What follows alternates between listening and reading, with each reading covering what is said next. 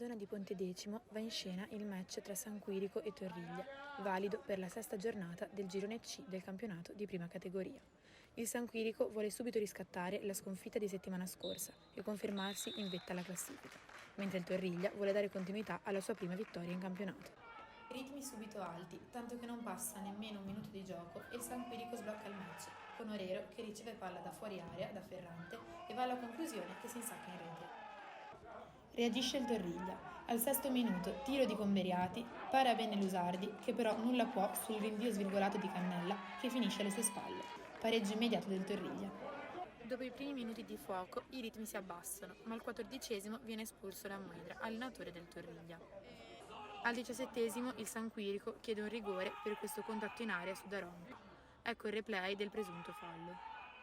Al 20° occasione per i padroni di casa, con Ferrante che va al tiro da dentro l'area, ma Fiore devia in corner.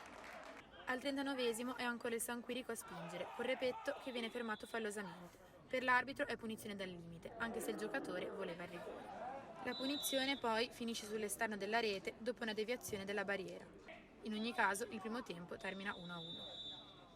L'inizio di secondo tempo è la fotocopia del primo, con il San Quirico che trova il gol dopo pochi secondi, questa volta con la punizione di Repetto, deviata in porta da Lorien. Rivediamo la grande botta da fuori del numero 8 di casa. Un minuto dopo è Draghici a rendersi pericoloso, con un tiro che termina sull'esterno della rete.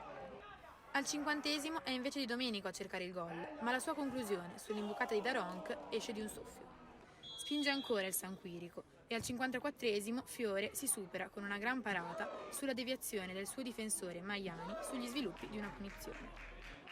Questo però è solo il preludio al gol che arriva un minuto dopo con Di Domenico che raccoglie il pallone al limite dell'area e di prima va alla conclusione che finisce sotto l'incrocio dei pali.